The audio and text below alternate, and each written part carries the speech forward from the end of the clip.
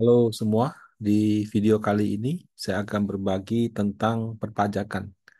Kenapa kalau pindah kerja, misalnya dapat penawaran lebih baik, itu pada saat bayar pajak itu bisa berpotensi kurang bayar gitu.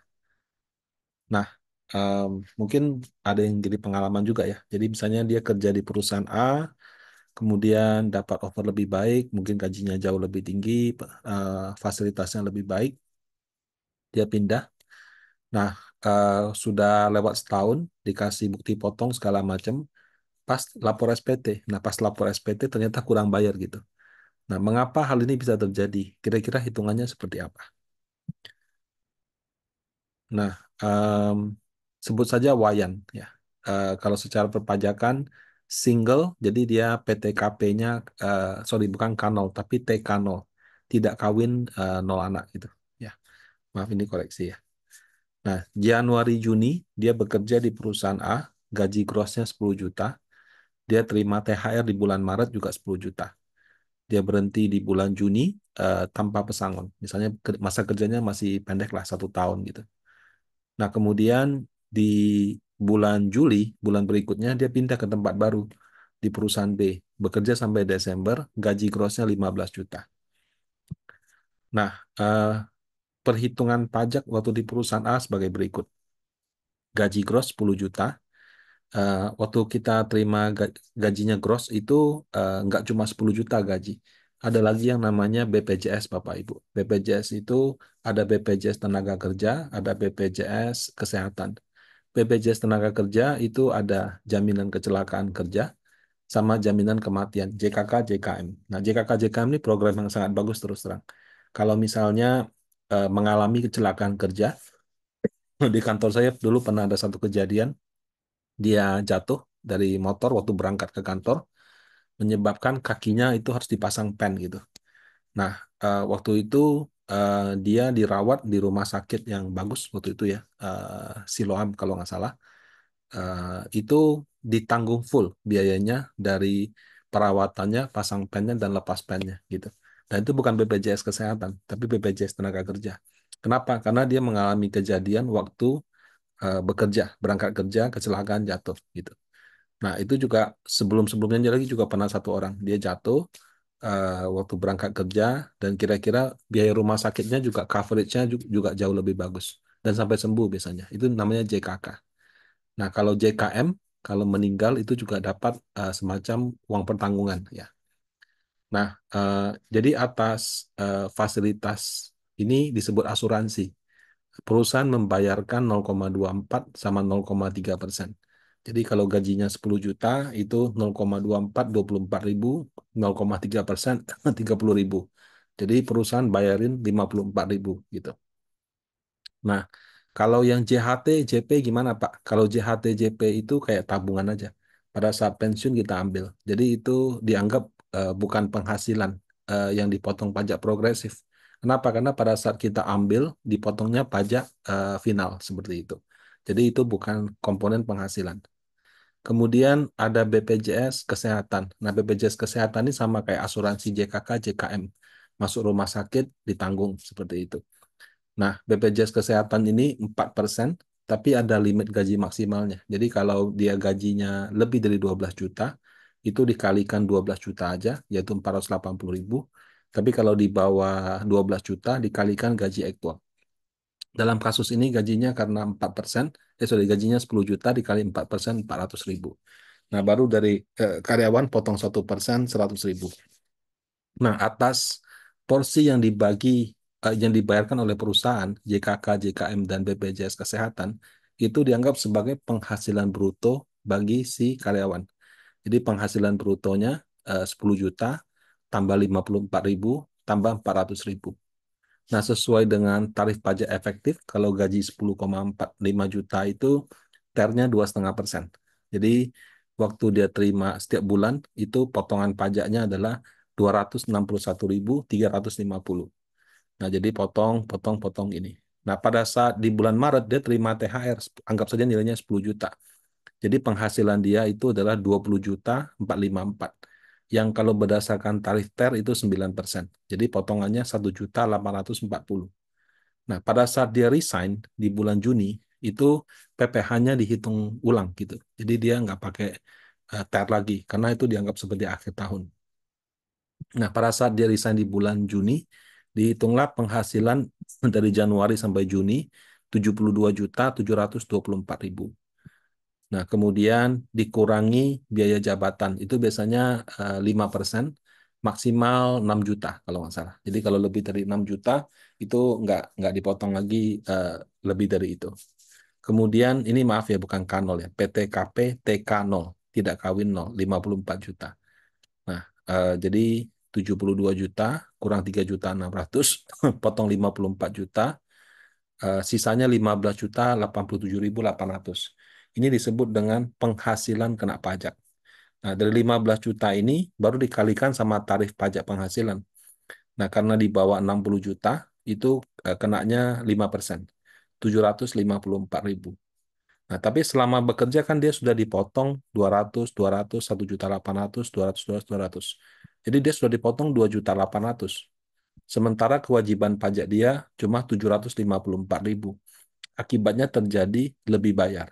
Nah, sesuai dengan peraturan Menteri Keuangan, itu kalau terjadi kasus seperti ini, si perusahaan wajib mengembalikan kepada karyawannya. Jadi di bulan dia mengajukan resignation, 10 jutanya itu nggak dipotong pajak lagi, ya.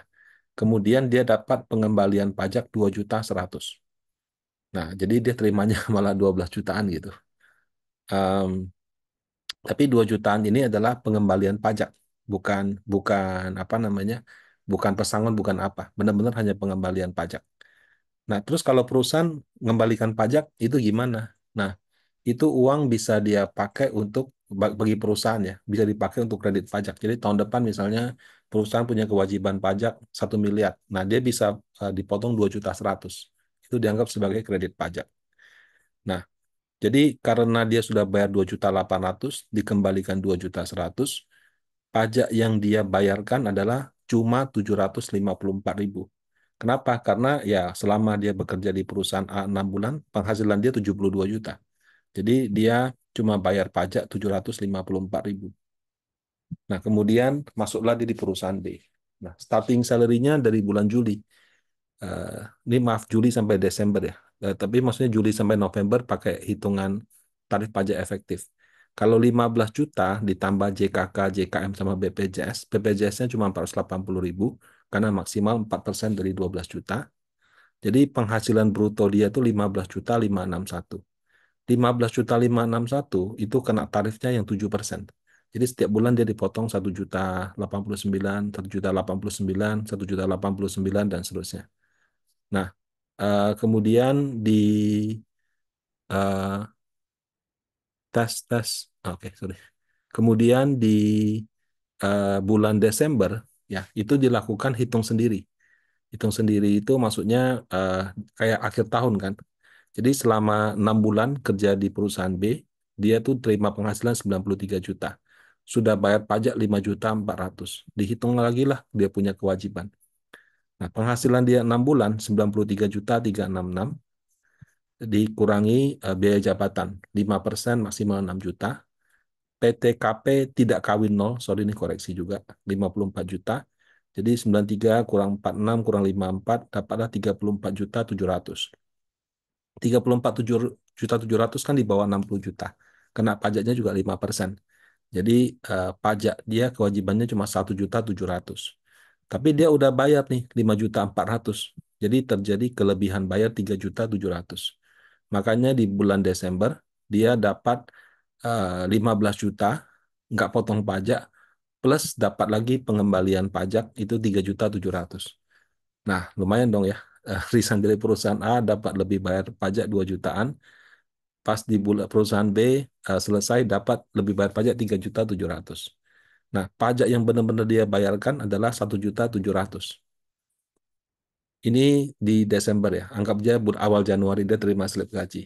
Ini dengan catatan perusahaan pajaknya rapi ya. Jadi semuanya berjalan sesuai dengan ketentuan. Nah, waktu dia isi SPT di bulan Maret tahun berikutnya, dia akan mengisi seperti ini. Eh, Kalau kita isi SPT, penghasilan selama setahun. Kalau kita 6 bulan di perusahaan A, 6 bulan di perusahaan B, kita mesti jumlahkan. Karena bukti potong pajaknya kan juga nyambung gitu. Nah, di perusahaan A, kita penghasilannya ini Januari sampai Juni, seperti ini. Perusahaan B, Juli sampai Desember, seperti ini. Jadi total penghasilan dia di perusahaan A dan B selama setahun dengan asumsi dia nggak ada penghasilan lain di luar ini adalah 166 juta. Nah, 166 juta dipotong biaya jabatan. PTKP 5% maksimal 6 juta, dia sudah hit 6 juta, jadi cuma 6 juta aja. PTKP TK ya, TK ini tidak kawin 0, 54 juta. Nah, kemudian untuk apa namanya? Untuk karena setelah dikurangi 6 juta dan 54 juta, totalnya itu 106 juta. 106 juta itu 60 juta pertama kena 5%, 3 juta. Kemudian selisihnya, jadi 106 kurang 60 kan sisa 46. 46-nya kena 15%, 6 juta 900. Jadi kewajiban pajak si Wayan ini adalah 9 juta 900. Nah, di perusahaan A, dia cuma bayar 745, 754. Perusahaan B, dia cuma bayar 1734. Karena kan ada pengembalian pajak gitu kan. Jadi pajak yang dia bayar baru 2.500.000 kurang dikit. Sementara kewajiban dia 9.900.000. Nah, sehingga dia akan kurang bayar 7.400.000 gitu lah. Nah, itu gaji barunya kan 15 juta. Kurang bayar pajaknya hampir setengah daripada gaji bruto dia gitu. Kalau misalkan dia pas lapor SPT, dia nggak lunasin, itu pasti nggak bisa send tuh SPT-nya. Nah, dia kan dapat pengembalian pajak. Pengembalian pajak dari perusahaan A tadi kan 2.100.000. Perusahaan B 3.700.000. Totalnya 5.800.000. Masih kurang gitu. Jadi dia masih harus bayar lagi sekitar selisihnya, yaitu sekitar 1,6 lah, seperti itu. Eh, nah, kenapa si Wayan bisa dapat pengembalian pajak dari A dan B? Ya tadi itu. TER itu mengasumsikan gajimu setahun. Kamu kerja 6 bulan, dia memotong dengan asumsi kamu kerja setahun. Makanya ada kelebihan bayar dikembalikan. Di perusahaan A begitu, di perusahaan B juga begitu. Nah, sehingga itulah penyebab ada pengembalian pajak. Nah, kalau kamu misalnya bekerja dapat pengembalian pajak dan langsung bekerja lagi, sebaiknya pengembalian pajak ini jangan kamu belanjakan, ya kamu simpan. Kenapa? Karena kalau kamu simpan ya 2,3 dan 3,7 ini, kamu cukup bayar kekurangan pajak sekitar 1,6 juta aja gitu. Tapi kalau pas kamu dapat terus sudah terlanjur senang-senang pesta foya-foya habis, ya kamu pusingnya nanti pas di bulan Maret. Kamu kalau nggak bayar 7 jutaan nggak bisa submit gitu. Nah, hitung-hitungan ini itu nggak ada hubungannya sama Cortex. Memang dari dulu hitungannya seperti itu. Tapi mungkin karena orang juga jarang pindah kerja, dan ya nggak semua orang seberuntung itu pindah kerja dapat gaji lebih besar. Yang gajinya sama atau lebih kecil juga kadang-kadang ada gitu. Jadi eh, mungkin tidak terjadi di semua orang. Tapi ya anyhow kalau misalnya Bapak Ibu pindah kerja, dapat gaji yang jauh lebih baik, sehingga ada kurang bayar pajak, ya itu sebenarnya good news, good things juga kan. Artinya kan penghasilan Anda meningkat. Cuma yang penting harus ada persiapan. Jadi jangan sampai pas di bulan Maret nanti kurang bayar pajak. Nah, demikian dari saya. Semoga bermanfaat. Terima kasih.